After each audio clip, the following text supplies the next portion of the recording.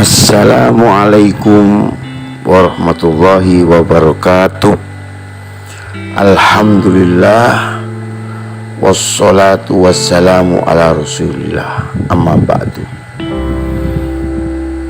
Para pemirsa yang dirahmati Allah Ta'ala, tidak ada orang yang sukses, tidak ada orang yang berhasil, tidak ada orang yang cita-citanya tercapai dengan maksimal kalau orang tersebut memubazirkan waktu, menyia-nyiakan waktu.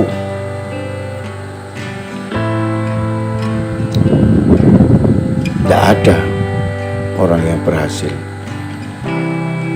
orang yang menyia-nyiakan waktu tersebut. Dulu ketika kita kecil, orang tua kita selalu menyuruh ambillah makanan secukupnya. Jika kita makan harus kita habiskan, jangan sampai sebutir nasi pun kita buang. Nasi, kalau bandingkan, dan itu terlatih kita sampai sebesar ini, kita selalu melakukan itu. Akan tapi kita lalai. Banyak yang kita lakukan memubazirkan waktu. Nasi dengan waktu, makanan dengan waktu, jauh sekali. Makanan itu perbuatan yang remeh-temeh, meskipun itu adalah untuk kehidupan, akan tapi kalau dibandingkan dengan waktu, ya sangat jauh sekali. Dan orang yang menyia-nyiakan waktu itu tidak ada yang sukses. Memubazirkan waktu itu tidak ada yang sukses, karena waktu adalah sesuatu yang sangat penting bagi manusia. Umur dan iman itu sangatlah penting bagi manusia. Tidak akan sukses kalau orang menyia-nyiakan waktu. Innal mubadzirina kana ikhwanas syayatin. Dan kita termasuk teman-temannya setan jika kita menyia-nyiakan waktu.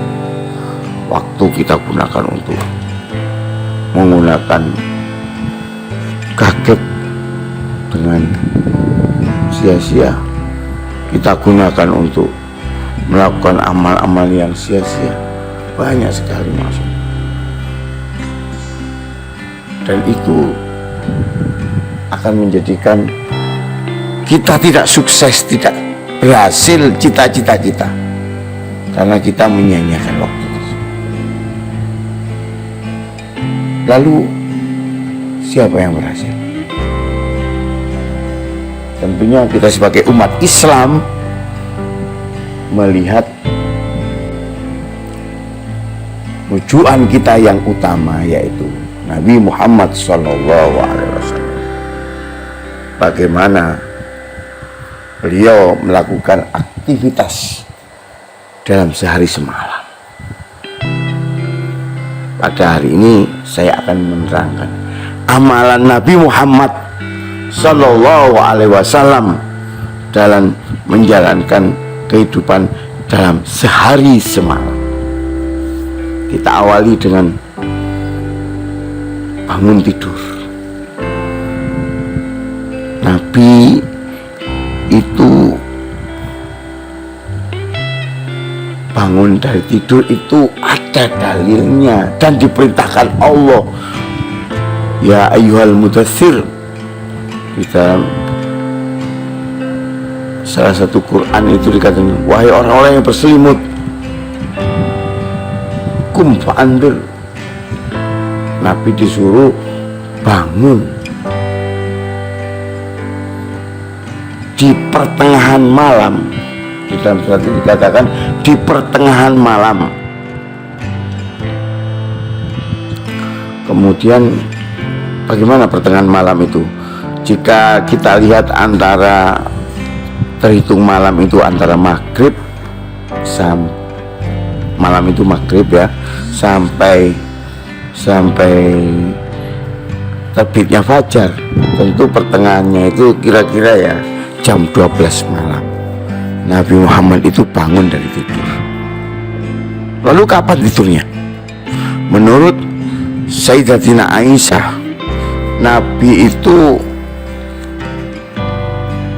itu ceritanya Sayyidatina Aisyah berbicara dengan Urwah, satu ponakannya. Nah, Aisyah sendiri mengatakan,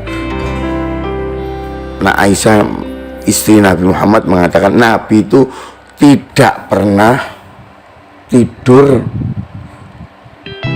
sebelum sholat isya, artinya setelah sholat isya, dan tidak pernah bangun setelah sholat isya, artinya setelah sholat isya pas beliau langsung tidur yang efektif. Jadi perkirakan jam 8 sampai 9 lah, 9, 10, 11, 12, 4 jam Nabi tidur, kemudian bangun. Lalu apa yang dilakukan Nabi? Nabi qiyamul lail, sholat malam, kemudian melakukan yang berkaitan dengan qiyamul lail. Nabi senangannya sholat malam, kemudian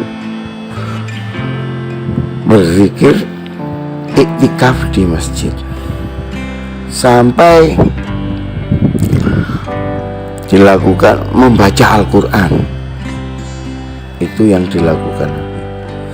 Yang mulai iktikaf di masjid, membaca Al-Quran sampai kapan?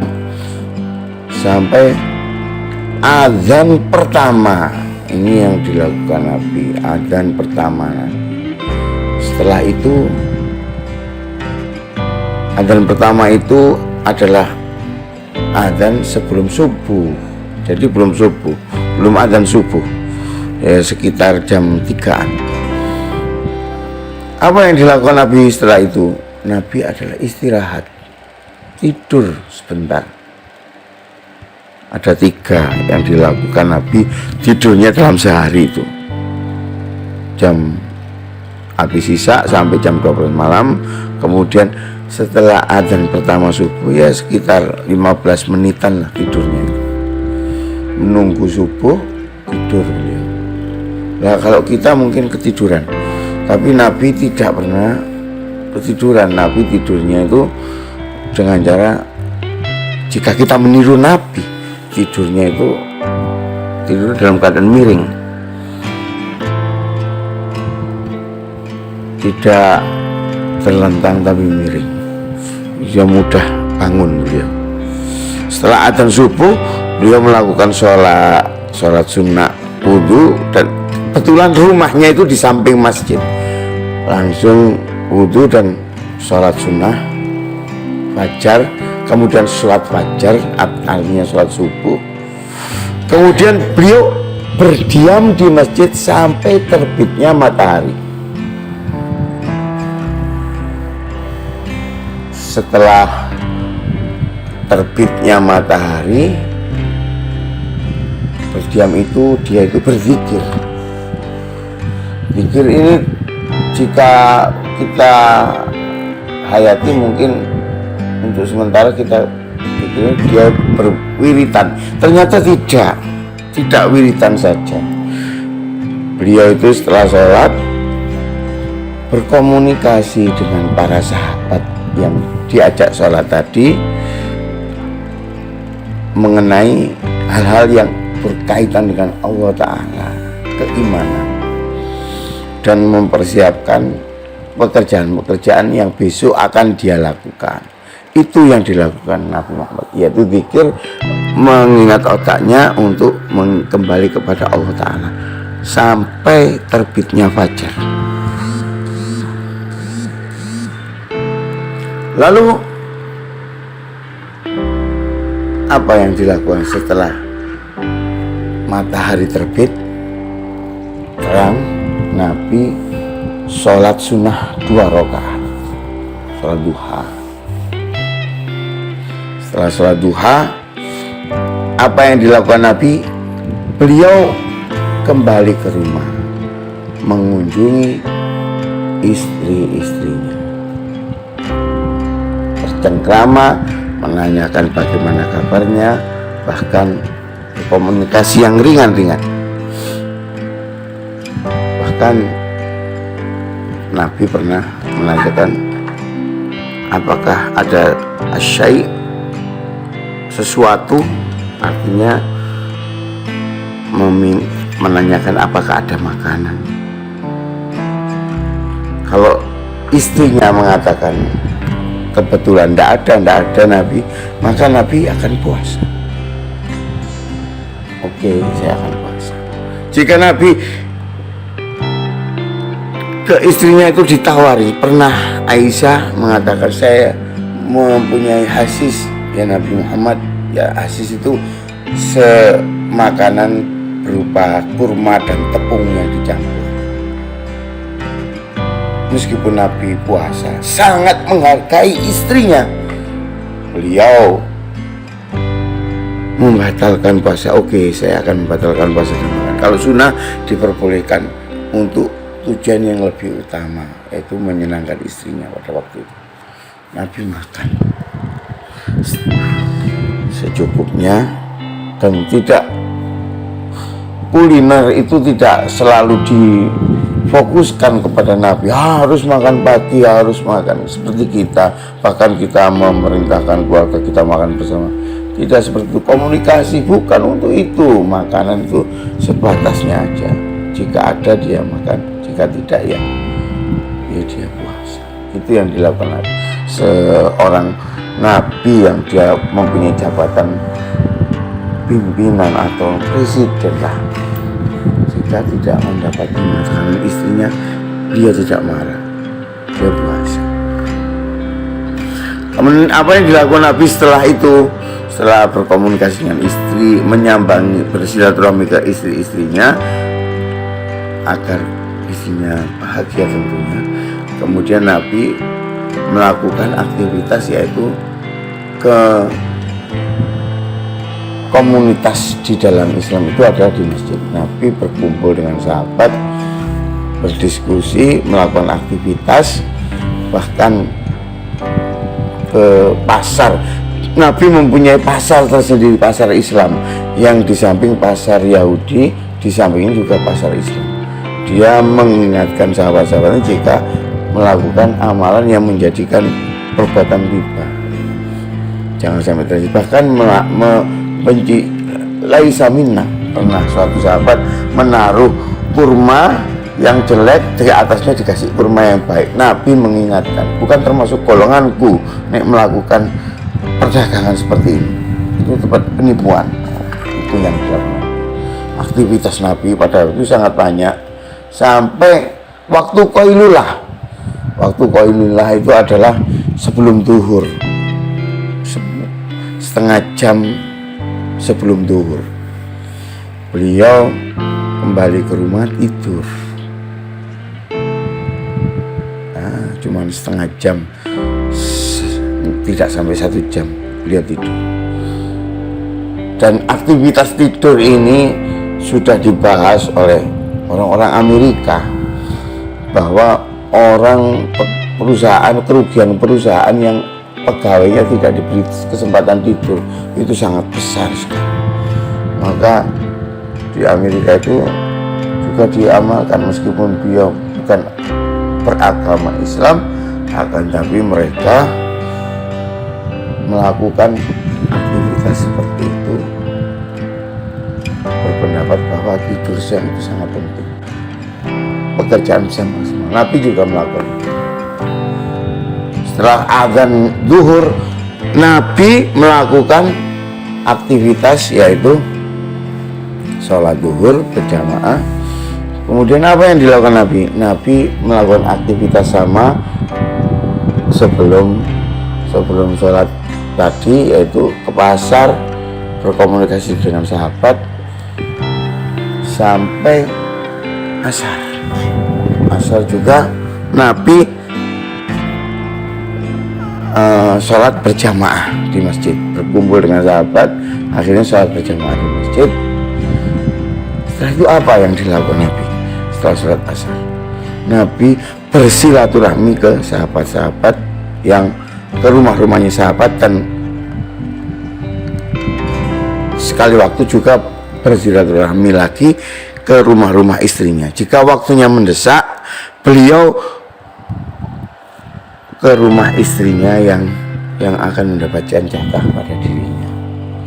Jadi istrinya banyak, disilaturahmi satu-satu dan memilih yang istri yang akan berkumpul dia selama semalam. Itu yang dilakukan Nabi Muhammad SAW sampai maghrib, berkomunikasi, hello, mengatakan yang ringan-ringan yang menyenangkan istri sampai akhirnya maghrib. Kemudian beliau beraktivitas lagi di masjid, sholat, berzikir, wiritan, kemudian menyampaikan ilmu sampai isya. Inilah yang saya sampaikan tadi, aktivitas Nabi Muhammad selama sehari semalam, sesuai dengan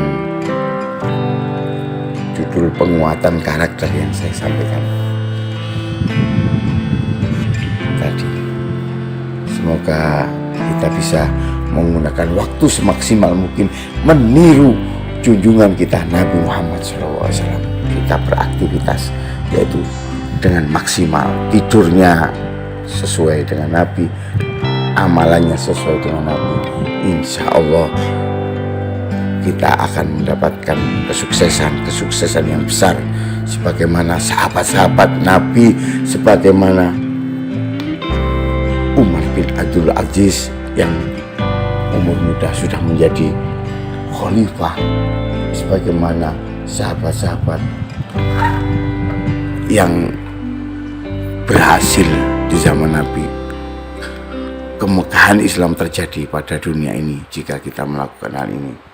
Semoga kita bisa menjalankannya. Assalamualaikum warahmatullahi wabarakatuh.